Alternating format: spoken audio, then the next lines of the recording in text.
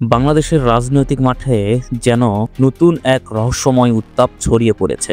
আর সেই উত্তাপের কেন্দ্রবিন্দুতে উঠে এসেছে জামাত ইসলামী। তারা মাঠে নামার পরপরই জনস্রোতের যে বিস্ফোরণ দেখা যাচ্ছে তা এখন রাজনৈতিক বিশ্লেষকদের হতবাক করে দিয়েছে। প্রশ্ন উঠেছে, ক্ষমতার দরজা কি তবে তাদের জন্যই খুলে যাচ্ছে? গত কয়েক সপ্তাহ ধরে দেশের এক প্রান্ত থেকে আরেক প্রান্তে যেসব গণমিছিল, র্যালি আর শোডাউনের ছবি দেখা গেল, তাতে বোঝাই যাচ্ছে যে ভোট রাজনীতির মাটির নিচে বড় রকম পরিবর্তন হচ্ছিল অনেক দিন ধরে। আশ্চর্যের বিষয়, এত বিশাল জনউচ্ছ্বাস, এত সংগঠিত প্রদর্শনীর পরও মূলধারার টিভি কিংবা সংবাদ মাধ্যমে প্রায় কোনো প্রচারই নেই। যেন কোথাও এক অদৃশ্য নীরবতার দেয়াল তুলে রাখা হয়েছে। কিন্তু সেই নীরবতার পর্দা ছিঁড়ে মাঠের ঢেউ বলে দিচ্ছে, বাস্তবতাকে যতই লুকাতে চাই, পরিবর্তনের ধাক্কা থামানো যাচ্ছে না। ৭ই নভেম্বর লক্ষ্মীপুরে যা ঘটেছে, স্থানীয়দের ভাষায় সেটি ওই জেলার ইতিহাসে সবচেয়ে বড় রাজনৈতিক শোডাউন। আগে এত বিশাল মোটরসাইকেল মিছিল কেউ দেখেছে কিনা তা নিয়েই এখন আলোচনা। লক্ষ্মীপুর ২ আসনে জামাত সমর্থিত প্রার্থী মাস্টার রুহুল আমিন ভূঁইয়ার নেতৃত্বে যখন হাজার হাজার মোটরসাইকেল শহর জুড়ে ঘুরছিল, তখন বাতাসে চাপা উত্তেজনা স্পষ্ট ছিল। মানুষের মনে প্রশ্ন, এত মানুষ হঠাৎ কোথা থেকে এলো? মিছিল শেষ হওয়ার পর পুরো জেলার চায়ের দোকান থেকে শুরু করে রাজনৈতিক আড্ডা, সব জায়গাতেই আলোচনার কেন্দ্রে ছিল এই শোডাউন। স্থানীয় বিএনপি নেতারা প্রকাশ্যে কিছু না বললেও তাদের আচরণে যে অস্বস্তি দেখা গেছে তা কারো চোখ এড়ায়নি। লক্ষ্মীপুরের মতো একই পরিস্থিতি দেখা যায় চাঁপাইনবাবগঞ্জেও। বিএনপি শক্ত ঘাঁটি হিসেবে পরিচিত এলাকাটিতে ৮ই নভেম্বর সকাল ৯:৩০টার দিকে শুরু হয় প্রায় ৩,০০০ মোটরসাইকেলের বিশাল শোডাউন।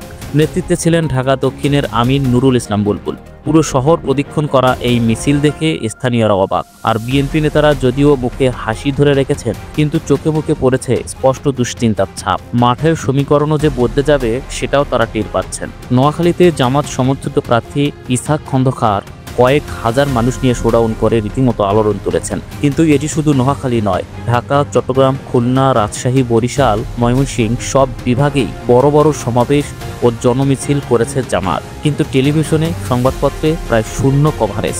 যেন দেশে একমাত্র রাজনৈতিক দল বিএনপি আর অন্য কেউ যেন মাঠে নেই। অথচ বাস্তব মাঠচিত্র সম্পূর্ণ ভিন্ন। রাজনীতির কারিগররা বলছেন, জামাতের উত্থানের মূল চাবিকাঠি হলো গ্রামীণ পলিটিক্স। দীর্ঘদিন গ্রামে কোনো সমস্যা হলে মানুষ বিএনপি বা আওয়ামী লীগের নেতাদের কাছে দৌড়াতো। সালিশ থেকে শুরু করে থানায় চাপ, সবকিছুতেই তাদের প্রভাব ছিল। জামাত সেখানে খুব বেশি জড়াতো না, তারা ভদ্র রাজনীতি করত। কিন্তু ৫ই আগস্টের পর তাদের নীতিতে বড় পরিবর্তন আসে। এখন তারা সরাসরি মানুষের সহায়তায় নেমেছে, পরামর্শ দিচ্ছে, টাকা পয়সা সাহায্য করছে, ভুক্তভোগীদের থানায়, অফিসে, আদালতে পৌঁছে দিচ্ছে, সমস্যা দ্রুত মীমাংসা করে দিচ্ছে।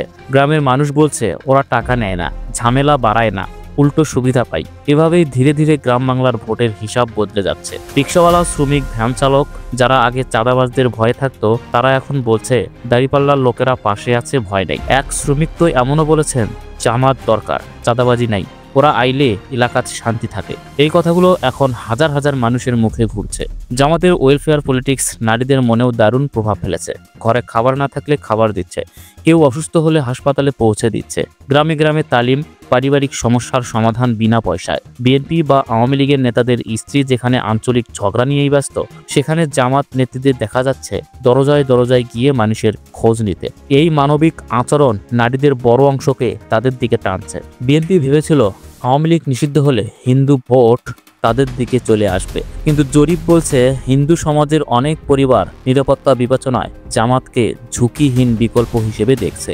বিবিসি বাংলাও এমন তথ্য প্রকাশ করেছে। এটি বিএনপির জন্য বড় ধাক্কা। এই উত্থান দেখে বিএনপি মাঠে নামলেও তা ইতিবাচক রাজনীতি নয়। পোস্টার ছেঁড়া, ফেস্টুন নষ্ট করা, নারীদের তালিমে বাধা।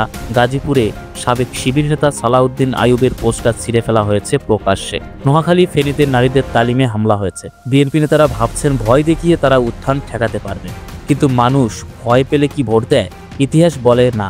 সবশেষে প্রশ্ন একটাই, জামাত কি এই জনসমর্থন ধরে রাখতে পারবে? কারণ জনস্রোত তৈরি করা সহজ, তা ধরে রাখা কঠিন। তবে কয়েক মাসের রাজনৈতিক বাস্তবতা দেখে মনে হচ্ছে জামাত নিজেদের শুধু ধর্মীয় দলই নয়, বরং এক ধরনের গণমানুষের প্রতীক হিসেবে দাঁড় করাতে চাইছে। গ্রাম বাংলার ভোটাররা এবার যেন নতুন এক শক্তির পদধ্বনি শুনছে। ফলে দেশের রাজনীতিতেই এখন সবচেয়ে আলোচিত প্রশ্ন, জামাতের এই উত্থান কি আগামী দিনের ক্ষমতার সমীকরণ বদলে দেবে, নাকি গণমাধ্যমের নীরবতা সত্ত্বেও মাঠের ঝড়ই বলে দিচ্ছে ক্ষমতার দরজা তাদের সামনেই খুলে গেছে। দর্শক, আপনাদের কি মনে হয় তা কমেন্টে জানান। আর এই চ্যানেলে নতুন হলে চ্যানেলটিকে সাবস্ক্রাইব করে পাশেই থাকুন। ধন্যবাদ।